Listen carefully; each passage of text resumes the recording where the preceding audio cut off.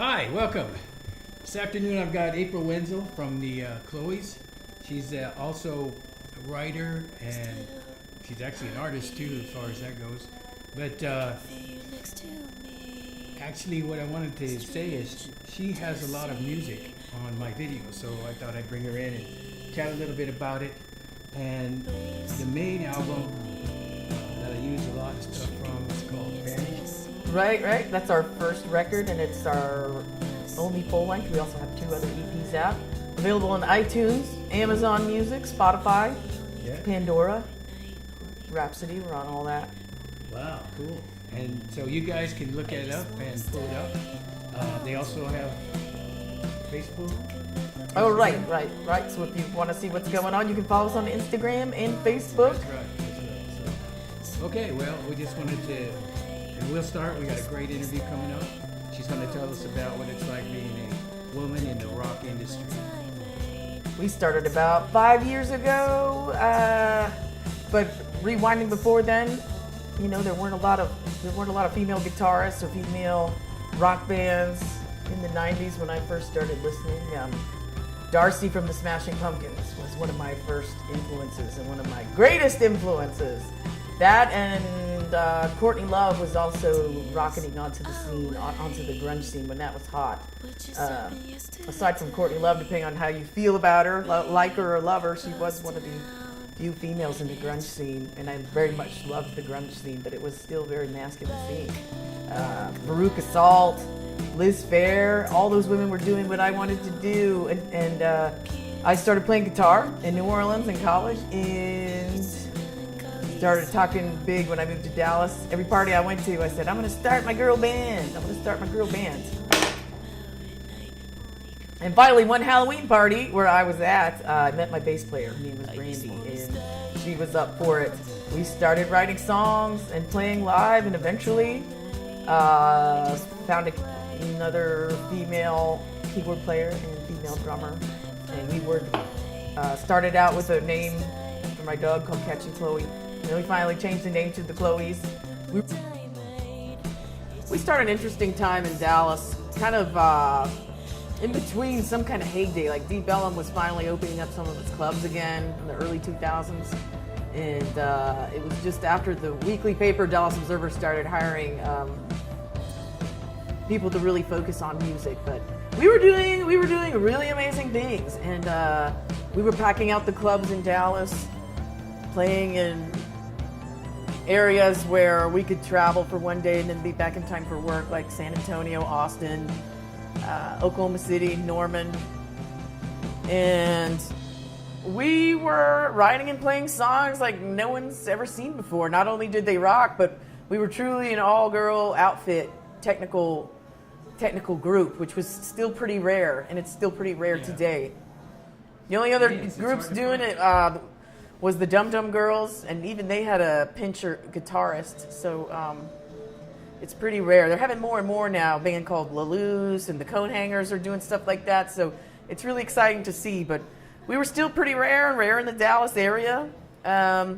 We were writing and playing songs like Put That Dick Away. No one's ever heard anything like that, really, did? No one's ever heard a song like that, ever. No. And to this day, a lot of people still haven't heard that song. So go out there and pull it up and really listen to it. It was one of our most popular live songs. People kind of couldn't believe what they were hearing when we would sing it, but men especially would really react to that song and start jumping up and down. That was like their favorite song. So the story behind that song, right? Yeah. So, you know, being in the Me Too movement right now, I don't know when you're going to watch this. Hopefully my dad's interview show will be classic, so maybe you won't know what the Me Too movement is now. We'll get maybe 7 or 8 views. Maybe a 4th, 5th wave. Hey, that's pretty good.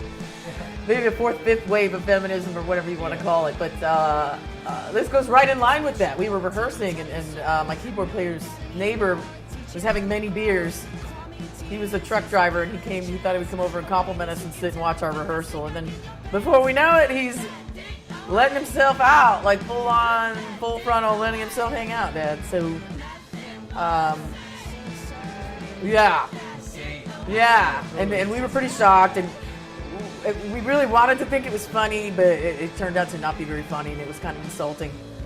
But to get back to the song, talk about a silver lining. Your music doesn't have that effect on everybody, but I know. Yeah, actually it does, but the most of the guys and ladies have the the self-restraint to keep keep their clothes on. But how about current stuff now? I mean, okay, you're doing some stuff. I know you get in your studio in Dallas for a while. right, Got some right. new stuff coming out. So before the commercial break, we were talking about the band that Chloe's winding down. We were doing some special things, but unless you're the Rolling Stones or the Pixies, it's really got to be maybe monetarily worth your while to stay close to these other individuals. People have very different personalities. People ask me why the Chloes went on hiatus for a long time, and there's stories about specific interactions and specific clashes and arguments, but at the end of the day, people just kind of need a break from each other. So unless it's worth it financially, it's it definitely feels better to take a break. But I had all these really great songs, and I was still writing music better than ever before, Dad. So I reinvented a new outfit, invited some other fresh players around town and from Oklahoma City to play with me, some very talented people. And I worked on some newer and fresher and more exciting things. And we got to work with some awesome videographers, George Salisbury, who did a lot of work with the Flaming Lips and some of their pieces. So we did some exciting art together. My single, Appetite for Your Love, is out there on YouTube. You're going to want to definitely look at that. Maybe my dad will add a link at the end of this interview.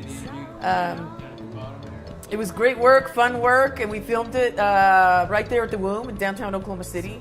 So I definitely did some more exciting things after the Chloes. And that band is called Meanie. Please follow us on Instagram and Facebook. There will be more coming from that, and maybe a couple other new projects, Chad. Yeah, I'll put the links in there. Okay, great. All right, well, it's great talking to you today, and I'm glad you could make it up to Oklahoma City. But, it's always great to come to Oklahoma. The people are always really nice here, and it's a very cool, unique art scene, very supportive, and I'll be back soon. all right, well, thanks a lot. And again, you can catch us on all the major streaming apps, and download us on iTunes, and check out a couple videos that we did too while we were together.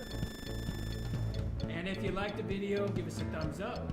And if you'd like to see more videos as I track down. Don't forget to subscribe. Yeah. Smash that button, as they say. Cool. Smash that button. All right, thank you very much.